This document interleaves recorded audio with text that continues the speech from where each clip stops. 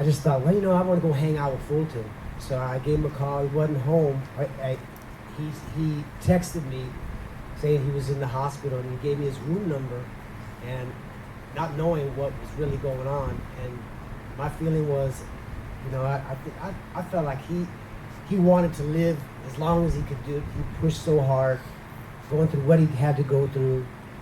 And I thought that he was just going to be here for a lot longer, but obviously it didn't work out that way.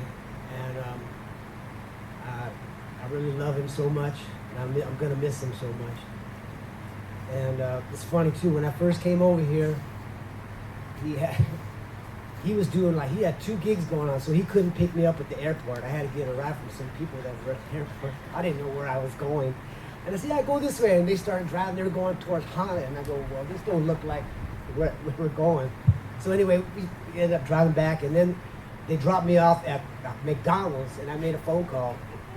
And it was Fulton's girlfriend. And then she said, oh, yeah, Fulton, he'll get off work. He'll come by. And he never came by. So she had to take me to the gig. He was working at Heroes in Paia, if you remember that place. And all the band, it was Patrick, I don't know, Johnny too, Johnny Z, Patrick the Heart, everybody was there. And they all come up to me and they go like, yeah, oh, you're like the Stanley Clark. He's telling everybody all this shit, like, oh man, this guy's like Stanley Clark. Oh man, I'm going like, what? So I guess, he saw me different, and I felt myself, I just appreciate the fact that he really loved me a lot to ask me to come here to be his bass player, play with him. And it's a good thing I had a good ear, because I don't think I would have lasted long. Because he had a way of just like going anywhere. And I knew that. So it was not a mystery to me. And I embraced it. And it really helped me. I got to be ready for anything, When it's Fulton, you got to be ready for anything. And that's what he would always say, if you can't roll. Anyway, I just want to say that I know we're all going to miss him. And I'll never forget that man. He definitely left his fingerprints all over my life, and I just love him. I'll always love him. Amen. Fulton, we all love you. Amen. Thank you, Lenny. I'll do without my fam. Margie has a great dream. All right, Kelly wanted me to share this dream that I had. Anyway, Fulton and I was pregnant with my first baby. He's 30 now. That's when I was recording with Fulton some originals in his studio in Maui Meadows. Been a part of my life all these years, and so honored to have had the opportunity to know him as a friend and a fellow musician. So a couple days after he passed, I had a dream, and in the dream, he was sitting there kind of like with his arms out, like he was gonna play the keyboards, but there were no keyboards. He was just sitting there looking straight ahead, and I was sitting next to him. His eyes were electric. They were just electricity in them.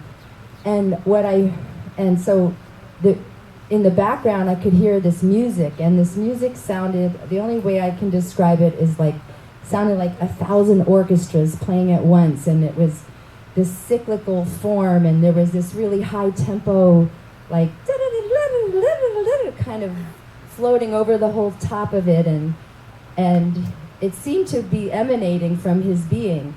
And I started humming this descending scale to this orchestra, this music I was hearing, and it wasn't chromatic steps. It seemed like really small increments, and I was just like coming down one step at a time. And when I got to the bottom of my vocal range, Fulton looked at me and we just both burst out laughing in the dream. And then he kind of like gestured to his body and said, "This is the sound of you and me." And he didn't mean it as like me and him. He just meant like, this is the sound of all of us, kind of you and me. And at that point, I just cried out, "I don't want you to go." And he said, "I have to go. Do you know how many times I've been to the doctor? I am so done. I'm done. I have to go. It's my time." And that was it. And I just woke up weeping, and that was my dream about Fulton.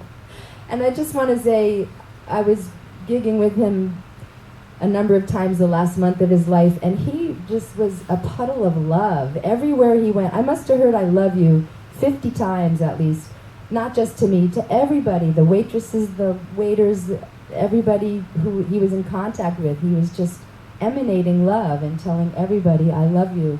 And that's what I'm taking away is, I mean, yeah, we say it, that it's important to say, and it's important to be that love and have that acceptance for each other, and that's what I feel like his parting gift was to me.